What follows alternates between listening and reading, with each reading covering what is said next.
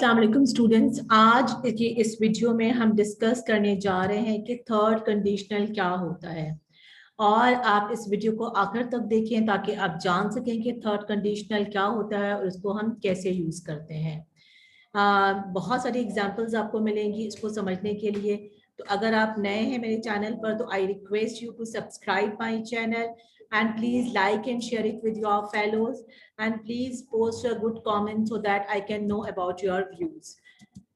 Third conditional जो है वो एक्चुअली एक कॉम्प्लेक्स सेंटेंस है और ये डिस्क्राइब करने के लिए यूज होता है कुछ ऐसी सिचुएशंस को जो कि पास्ट में हम चाहते थे कि हो जाए लेकिन वो सिचुएशंस नहीं हुई। तो अब उन पास्ट सिचुएशन को जब हम डिस्कस करेंगे तो वो कॉम्प्लेक्स सेंटेंस कहलाएगा थर्ड कंडीशनल। अब हम इमेजिन कर रहे हैं कि रिजल्ट क्या होता उन सिचुएशन को अगर वो दूसरी तरह से होती। तो for example, if she had studied she would have pass the exam. अगर उसने पढ़ लिया होता तो वो एग्जाम को पास कर लेती। But really we know she didn't study so she didn't pass. लेकिन हकीकत में क्या है कि ना तो उसने पढ़ा है और ना वो पास हुई है। तो अब ये क्या चीज है कि after the time is your you are actually thinking about that situation और आप सोच रहे हैं कि इसका जो आउटकम है वो किसी और तरीके से हुआ होता। Look at another example, if we had taken a taxi we wouldn't have missed the plane. अगर हमने टैक्सी ले ली होती तो हम अपने जहाज को मिस ना करते। तो आपको नजर आ रहा है यहाँ पर कि there is an if clause जो कि पास्ट परफेक्ट में बना हुआ है और जो दूसरा क्लॉज है जो कि इसके बाद आ रहा है it is in would have and verbs third form. तो एक्चुअली ये कंडीशन के बारे में अब आपको अंदाजा हो गया कि ये एक अनरियल कंडीशन है, ये अनरियलिस्टिक है क्योंकि अब वो टाइम ओवर हो चुका है और उस टाइम के ओवर होने के बाद हम इसके बारे में इमेजिन कर रहे हैं। तो ये एक इमेजनरी कंडीशन भी है। तो third condition is actually a past unreal unrealistic and imaginary condition. वो क्यों है वो मैंने आपको बता दिया है क्योंकि अब हम उस हैपन थिंग को हम अनडू नहीं कर सकते, उसको हम चेंज नहीं कर सकते। We can simply think about it. तो हम बहुत सारी जगह पे थर्ड कंडीशनल को यूज कर रहे होते हैं। तो थर्ड कंडीशनल को हम यूज करते हैं अपने रिग्रेट बताने के लिए और उन चीजों के बारे में बात करने के लिए कि शायद हम जो है पास्ट को चेंज कर सकते हैं, but in fact we can not change the past. If I hadn't eaten so much, I wouldn't have felt sick. अगर मैं इतना ज्यादा ना खा लेती तो मैं बीमार ना होती। लेकिन अब इन रियलिटी क्या चीज है कि अब आप बहुत ज्यादा खा चुके हैं और अब आप बीमार भी हो चुके हैं। तो ये क्या चीज है, ये एक रिग्रेट है। रिग्रेट का मतलब एक पछतावा है जो कि आप टाइम गुजरने के बाद रिपेंट कर रहे हैं कि अगर आप इस तरीके से कर लेते या आप इस तरीके से ना करते तो सिचुएशन डिफरेंट हो सकती थी। Look at another example. She would have become a teacher if she had gone to the university. अगर वो यूनिवर्सिटी चली जाती तो वो टीचर बन जाती। यू कैन सी कि अब यहाँ पर इफ क्लॉज बाद में आ रहा है, लेकिन इफ क्लॉज चाहे बाद में आए या शुरू में आए इट स्ट्रक्चर डजंट चेंज। तो ये बात ध्यान में रखिएगा कि इफ क्लॉज का जो स्ट्रक्चर है थर्ड कंडीशनल के लिए अगर ये हमारे पास पास्ट परफेक्ट में है तो ये पास्ट परफेक्ट में ही रहेगा। ये पास्ट परफेक्ट है आपके पास had and verbs third form और let me change the colour. ये जो had and verbs third form है यहाँ पर हमारे पास, जबकि जो रिजल्ट क्लॉज है वो वुड हैव एंड वर्ब की थर्ड फॉर्म में है। Remember this thing, third conditional means third form of verb and it is impossible because it is now gone. तो थर्ड कंडीशनल जो है उसमें हम रिग्रेट को शो करें। हम कुछ और एग्जांपल देखते हैं। If he had studied harder, if he had studied harder he would have cleared the entry test. लेकिन हकीकत में क्या हुआ है कि he could not clear the entry test because he did not study. So this is actually a regret और आपको बिल्कुल clearly नजर आ रहा है कि this condition is not possible.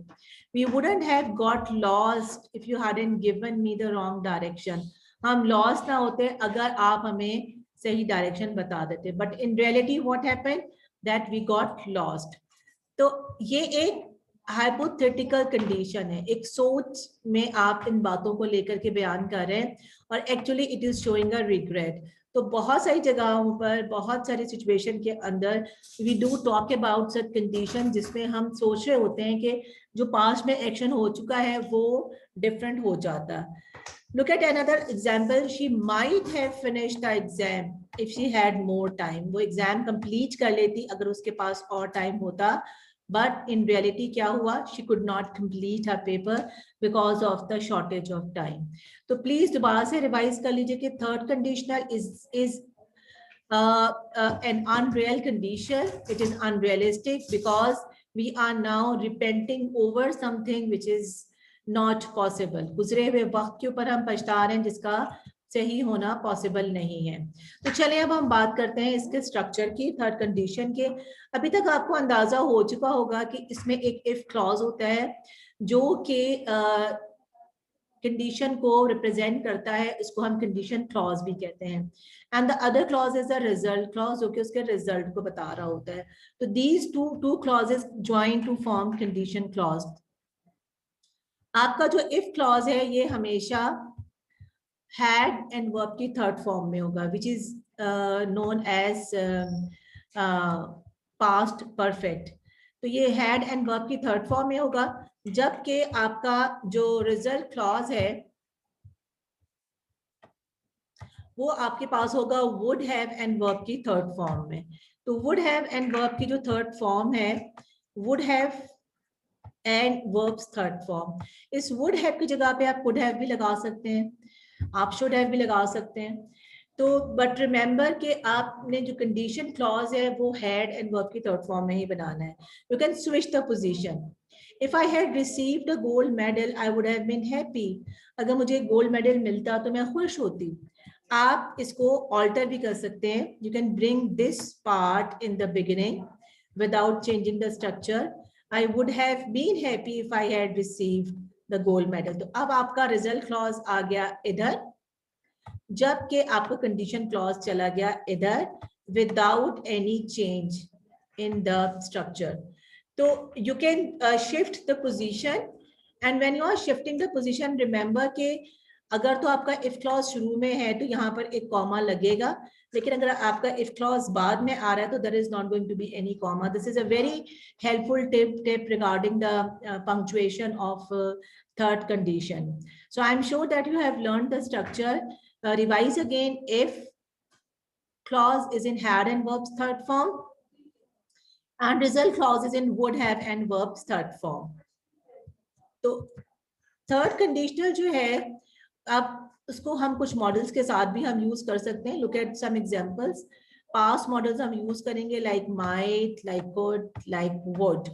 Look at these examples. If I had known you were coming I might have baked some cake. शायद मैं तुम्हारे लिए कुछ केक बेक कर लेती।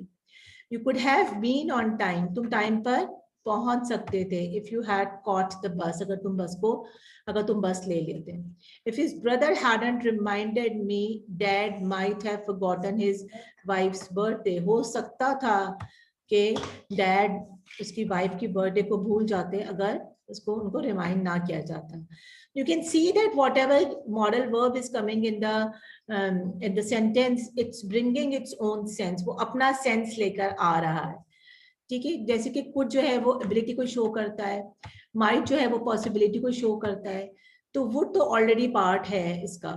तो आई am sure that you have now learn this also कि हम थर्ड कंडीशनल्स को मॉडल वर्ब के साथ भी यूज कर सकते हैं, ठीक है। तो आई एम श्योर कि आपको थर्ड कंडीशनल की मॉडल के साथ समझ में आ गई। थोड़ी सी और प्रैक्टिस कर लेते हैं।